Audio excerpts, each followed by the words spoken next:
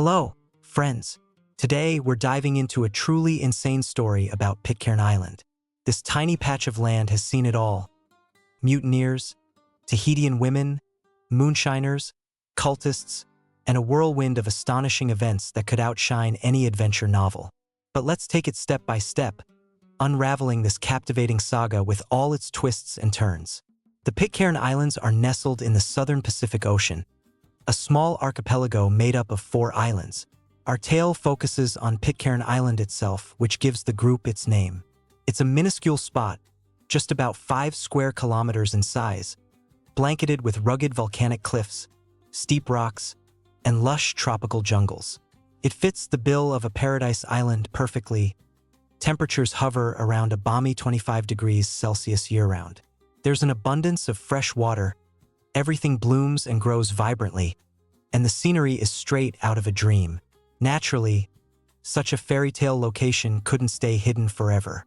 As early as the 11th century, Polynesians, likely Tahitians, settled here. They built villages, brought domestic animals, and thrived quite well.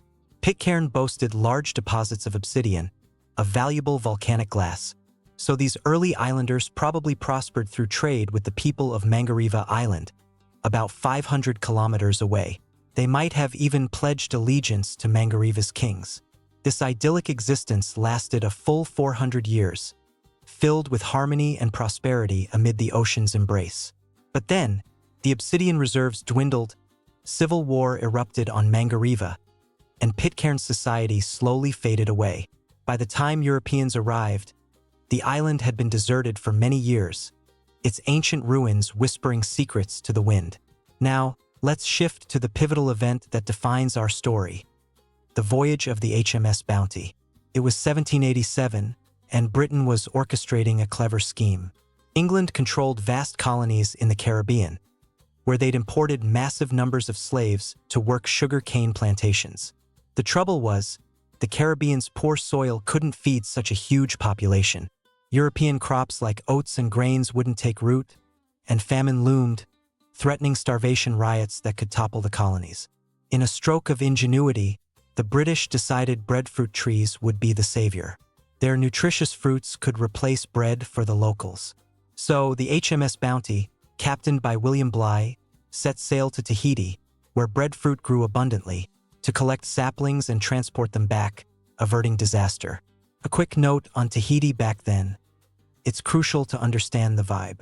When the English sailors stepped ashore, they encountered a blooming paradise with incredibly welcoming natives. The local women, in particular, embraced remarkably free and open sexual customs. The island overflowed with food and rum, which the Tahitians offered as gestures of respect. Coming from Britain's stiff, gray-skied society, the grimy ports, and the perpetual hunger of a sailor's life, this felt like heaven on earth.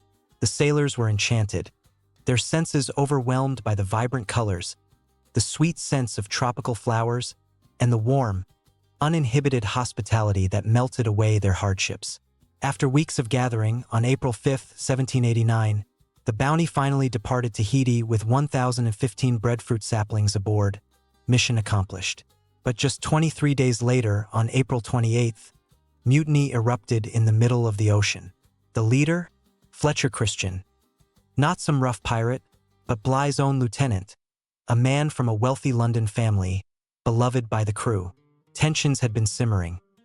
Christian had clashed with Bligh before, accused of stealing coconuts, nearly reduced to tears, and even threatened with flogging. Plus, Christian had essentially married a Tahitian woman, and he wasn't alone. Many sailors had formed bonds and longed to stay. If you're picturing these mutineers as peg-legged buccaneers like Long John Silver, think again. Sure, most were common sailors, but younger officers, often spoiled sons of aristocrats placed aboard for experience and future careers, joined too. These privileged kids had also fallen under Tahiti's spell, cohabiting with local women, sometimes more than one. Without these officers' navigation skills, reading maps, using instruments, the mutiny would have fizzled. But with them on board, it succeeded. They set Bligh, his loyal officers, and part of the crew adrift in a small boat, then turned the Bounty back toward Tahiti. A brief aside, This channel thrives solely on your support through Boosty, Patreon, YouTube memberships, or one-time donations. Links are in the description below. Your contributions keep new videos coming regularly and ensure the channel's survival. A huge thanks to everyone who's already chipped in and to those who will join our community soon. Back to the story. Arriving in Tahiti, the mutineers realized their emotional decision had consequences. A punitive expedition was inevitable, and they'd swing from the yardarms like proper 18th century rebels. A split occurred. One group, led by Midshipman Peter Heywood, stayed on Tahiti. The other, under Chief Instigator Fletcher Christian, loaded the bounty with cows, chickens, pigs, goats, cats, and useful plants, then fled to evade justice. Meanwhile, let's not forget the abandoned boat.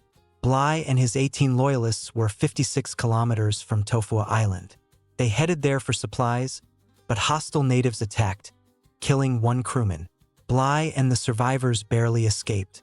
For 48 grueling days, the skilled captain navigated them to safety, losing only that one man.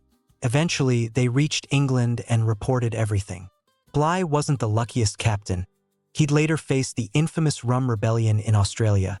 But that's another tale. England, outraged, dispatched the HMS Pandora to capture the mutineers. It found and arrested the 14 who stayed on Tahiti on March 23, 1791. Back home, for were acquitted, others sentenced to hang. But the king pardoned two, including Heywood, thanks to his influential family. Heywood later became a captain and authored a comprehensive Tahitian dictionary. But the Pandora couldn't locate the bounty. That was the real prize. Locals said 9 crewmen had sailed away with 6 Tahitian men, treated like slaves, 12 women, 1 per European, but only 3 for the 6 Tahitians. Seeking a new life, Christian chose Pitcairn, discovered just 20 years earlier by Captain Philip Carteret. From his log, "We sighted land to the north. Approaching the next day, it appeared as a great rock rising from the sea. As it was discovered by young gentleman Mr. Pitcairn, son of Major Pitcairn of the Marines, we named it Pitcairn Island. Due to heavy surf, we couldn't land. It was perfect for hiding. Charted inaccurately, far from shipping lanes, no bay for warships, only approachable by small boat. With fresh water, greenery, and ideal climate, it was paradise. The settlers appreciated it immediately. They found breadfruit, planted sweet potatoes and yams they'd brought, built houses, and divided the land among the 9 Englishmen. The Tahitians got nothing, fueling resentment. On Tahiti, promises of equality had been made, but here they became slaves. Their women were taken, they toiled endlessly, and to top it off, one sailor, McCoy, distilled moonshine from local plants, leading to rampant alcoholism amid the tension. Then, a critical turning point. In the first year, the Tahitian wives of sailors John Williams and John Adams died. The Englishmen seized 2 women from the Tahitians, leaving them with just 1 shared among 6. Outraged by injustices, the Tahitians plotted a nighttime massacre. But the women betrayed them, alerting the sailors. 2 Tahitians were killed, leaving 4 in deeper servitude. By September 1793, several children had been born. The 4 remaining Polynesian men shared 1 woman, possibly named Mawachua. Treated worse than ever, on October 3, 1793, they rebelled. They killed John Williams first, then Fletcher Christian, John Mills, Isaac Martin, and William Brown. John Adams was wounded but survived, hiding in the jungle with 3 English comrades. What followed was utter chaos. The Tahitians proved no better. Some sources say the women killed them for being even crueler, but infighting over women and land erupted. The hidden Englishmen struck back. Tahitian Tedahiti and Mina Lee killed each other over a woman. Mina Lee was then shot by William McCoy during a raid. One woman, perhaps Tavarua, killed Tahitian Tedahiti, and Edward Young shot the last, Nihau. Pitcairn was English again, with no Polynesian children surviving. Only 4 men left: Edward Young, Matthew Quintal, John Adams, and William McCoy, plus 10 women and their kids. The next 5 years were relatively peaceful, except for the booze. McCoy ramped up moonshine production from Ti plant roots, Cordyline terminalis, and delirium set in. In 1798, McCoy, in a fit, tied a stone around his neck and jumped off a cliff into the sea. In 1799, drunken Quintal attacked his mates and was killed by Young and Adams. A year later, asthmatic Young died, leaving Adams the sole man on the island. Adams sank into despair and a massive bender. During one delirium episode, he hallucinated vividly, perhaps a religious epiphany. The next morning, he smashed the still and declared to the women and children, from now on, they'd live strictly by the Bible. They didn't resist much. Survival had mostly fallen to the women anyway, as the men drank and slaughtered each other. They'd brought iron pots from Tahiti, passed down mother to daughter. Food was cooked in Polynesian stone ovens.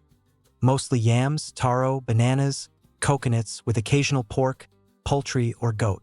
Clothes started as sails from the Bounty, evolving to traditional Polynesian loincloths and skirts from tapa cloth, beaten from mulberry bark. The island's bounty made survival easy, if not for the internal strife. All these years, they lived in total isolation. One woman recalled spotting a ship around 1797. Another later, with sailors gathering coconuts. The islanders hid in the jungles, undetected. The next decade passed decently. Adams, now devout, built an ideal Christian society. Preaching, enforcing morals, and fathering children, most modern Pitcairners descend from him. On February 6, 1808, the American whaler Topaz anchored and discovered inhabitants. Captain Mayhew Folger reported it to England, but Napoleonic Wars distracted them. Tiny tropical specks weren't a priority.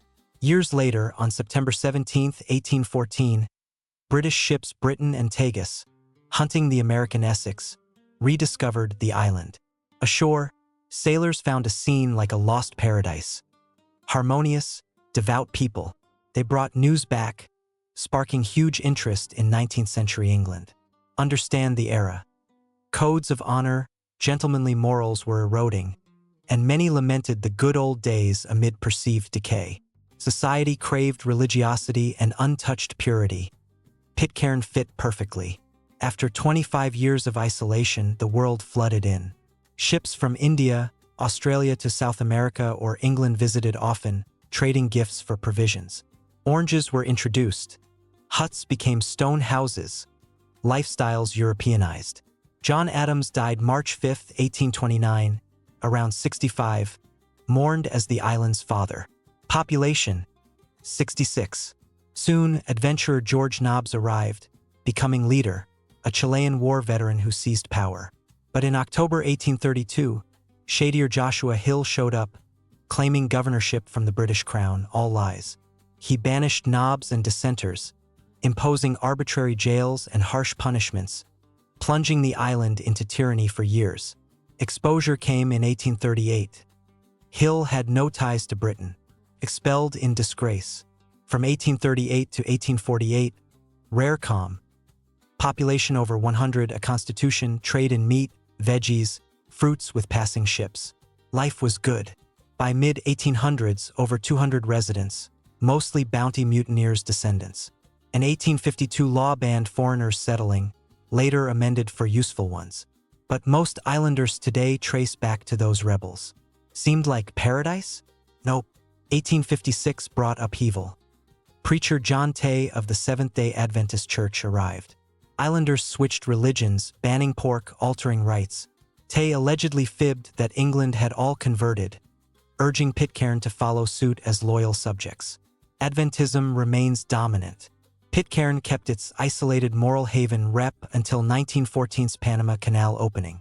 Massive cruise liners passed, thousands disembarking to see the legend. Many islanders emigrated to nearby islands or Australia. Isolation ended. You'd think the madness was history, a quirky legend. But fast forward to 2004. With just 47 residents, peak was -300. Most fled to Australia/New Zealand. 7 were convicted of child sexual abuse, including Mayor Steve Christian, direct descendant of mutineer Fletcher Christian. Then, in 2010, the new mayor faced similar charges. Pitcairn holds a grim record, highest per capita convictions for such crimes, 8 of 47. Today, the island survives on tourism. Most inhabitants descend from Bounty's mutineers. If this tale gripped you, full of rebellion, paradise lost and found, betrayal, redemption, and dark shadows, give it a like. Share your thoughts in comments. What do you make of this island? Spread the video to friends, they'll be hooked. Subscribe if you haven't to catch more wild histories. To truly immerse you, let's delve deeper into the emotional whirlwind. Imagine the sailor's first sight of Tahiti.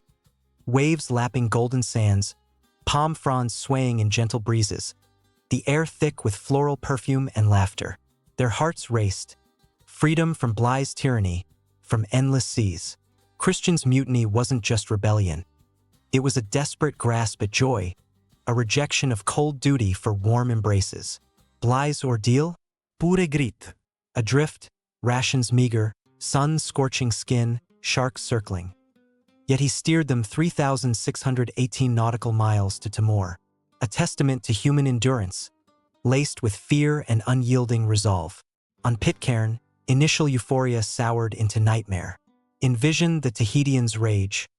Promised equality, delivered chains. Moonshine-fueled nights blurred into violence. Echoes of screams amid crashing waves. Adam's transformation, a soul-shattering vision, turning drunkard to patriarch, forging community from ashes.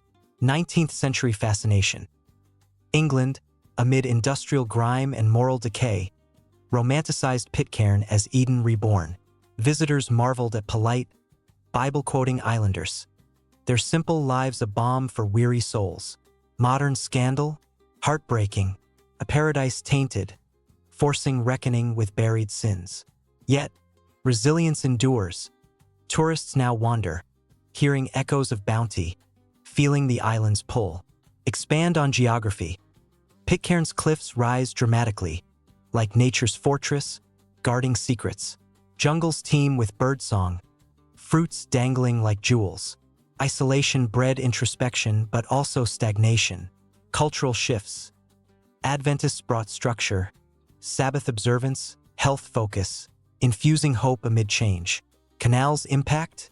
Suddenly, the world intruded, bringing goods but eroding purity. Personalities. Christian, charismatic yet tormented. Bligh, stern but brilliant. Adams, redeemed sinner. Their legacies, etched in DNA in stories past fireside. If we count the waves of drama, mutiny's thrill, survival's grit, tyranny's shadow, faith's light, Pitcairn embodies humanity's extremes. Astonishing, isn't it? How one rock births epics. Continuing expansion, detailed scenes. Picture the mutiny dawn. Christian, eyes blazing, pistol drawn. Crews cheers drowning Bligh's protests. Boat lowered, adrift in vast blue, hearts pounding with uncertainty. Tahitians plot. Whispered in shadows, knives sharpened, betrayed by loved ones. Trust shattered. Massacre aftermath. Blood-soaked soil, widows weeping, children wide-eyed in terror. Adam's epiphany. Hallucinations of angels, divine commands. A pivotal rebirth, emotions raw. Victorian visitors. Awestruck captains penning journals. Gifts exchanged, tales carried home, igniting global curiosity. 2004 trials. Islands facade cracks, pain unearthed, community fractured yet enduring. This history, not just facts, a roller coaster of human spirit, folly, triumph. Emotions surge, exhilaration, horror, wonder.